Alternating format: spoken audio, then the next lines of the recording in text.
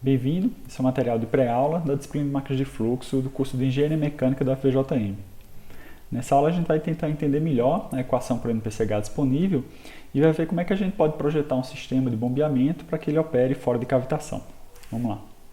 Então a gente já viu que a cavitação ela ocorre tanto em bombas quanto em turbinas hidráulicas quando a pressão do fluido que escoa por esses equipamentos ela cai abaixo da pressão de saturação ou da pressão de vapor do fluido, né? Então, uma vez que a gente já conhece o que é que provoca a cavitação, como é que a gente pode projetar sistemas de bombeamento para evitar que ela ocorra? Nesse vídeo a gente vai tratar especificamente de sistemas de bombeamento. Então, uma das formas de se evitar a cavitação é a gente tentar garantir que o fluido chegue nas regiões críticas para a cavitação com energia suficiente para que ele se mantenha com a pressão acima da pressão de vapor, né? Em sistemas de bombeamento, essa região crítica ela fica aqui logo antes da entrada do canal das pás do rotor. Então essa figura aqui está mostrando para a gente de forma simplificada um sistema de bombeamento. Então aqui a gente tem um reservatório de sucção no ponto 2, né? A tubulação de sucção e logo aqui a bomba, né? Então de forma bem simples, o que a gente quer é garantir que o fluido chegue aqui no ponto 3 com certa quantidade de energia, e a energia desse fluido pode ser representada como uma parcela de energia de pressão e uma parcela de energia de velocidade.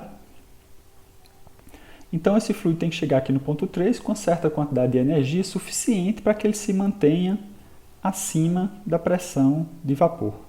Ok? Então é exatamente essa energia extra aqui que a gente chama de NPSH disponível. Se a gente representar isso através de uma equação, a gente vai ter que o NPSH disponível é igual a P3 sobre ρg mais C3 ao quadrado sobre 2G menos o termo de pressão de vapor. Então essa também é uma das formas de a gente entender o NPCH disponível, né? Agora a pergunta é, né, o quão grande tem que ser esse NPCH disponível, né? Aí aqui entra um ponto, né? Não basta que esse NPCH disponível seja só imediatamente superior a essa parcela aqui da pressão de vapor, né? Cada máquina ela vai requerer do fluido uma certa quantidade de energia para ele escoar da entrada da bomba até a entrada do canal das pás do rotor. Essa parcela de energia requerida por cada máquina a gente chama de NPCH requerido. Então, esse NPCH disponível aqui ele vai ter que ser sempre maior ou igual ao NPCH requerido de cada máquina. Então, esse é o critério para que não ocorra cavitação no nosso sistema de bombeamento. Agora, como é que a gente consegue projetar esse sistema para que esse NPCH disponível seja maior do que o requerido? A gente consegue ver melhor isso se a gente reescrever essa equação do NPCH disponível. Então, para reescrever essa equação, o que a gente vai fazer é aplicar um balanço de energia entre o ponto 2 e o ponto 3 dessa nossa tubulação de sucção.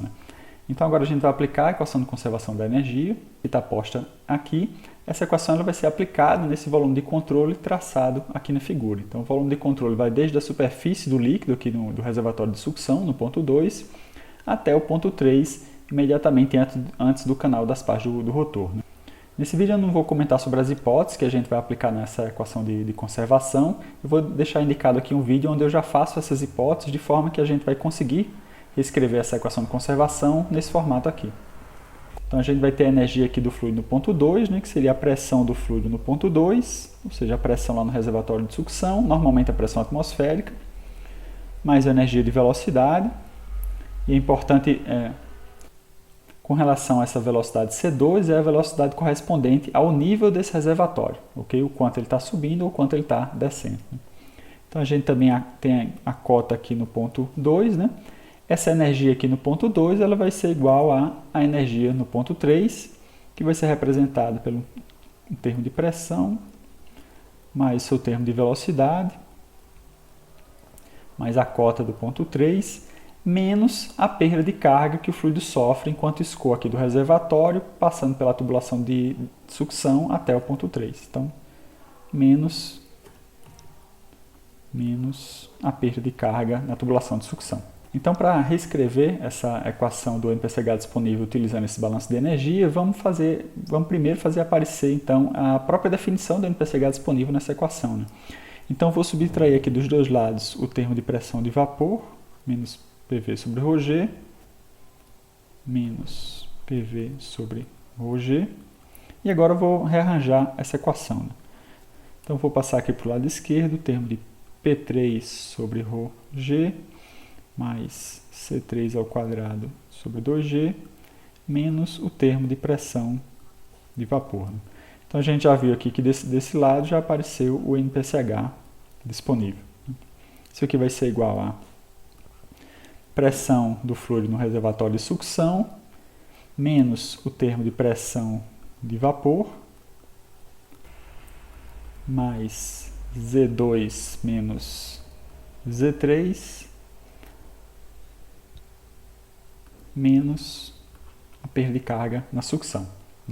Aí nesse ponto aqui a gente vai fazer uma definição, né? Eu vou definir esse termo aqui, na verdade eu vou definir como altura de sucção geométrica, que é exatamente a diferença do nível do reservatório de sucção até aqui a boca de entrada da bomba.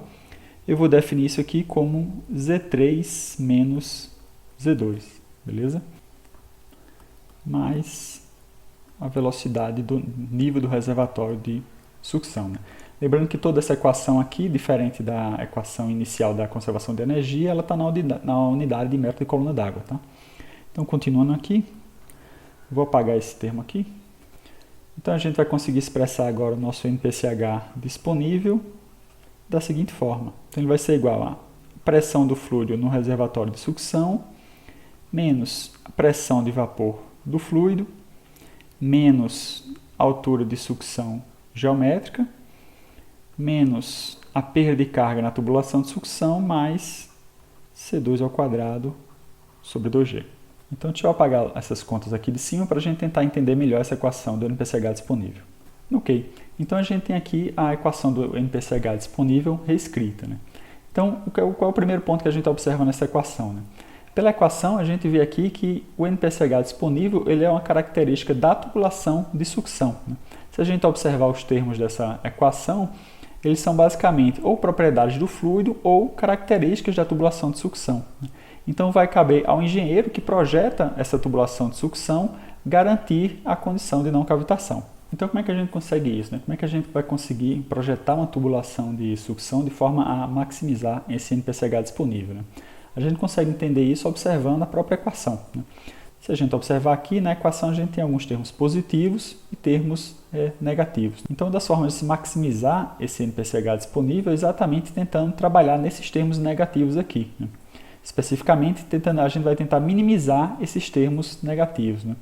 Por que isso, né? Porque se a gente observar os termos positivos, são termos que normalmente já são dados, né?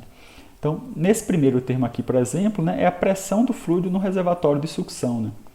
Normalmente esse é um termo dado, você não vai conseguir alterar ele, né? Na grande maioria dos casos, esse termo aqui é a própria pressão atmosférica. O segundo termo positivo é exatamente a velocidade do nível desse reservatório, né? Na grande maioria dos casos, o nível do reservatório é estático, então esse termo muitas vezes ele é nulo, né? Então resta a gente trabalhar nesses termos negativos, né?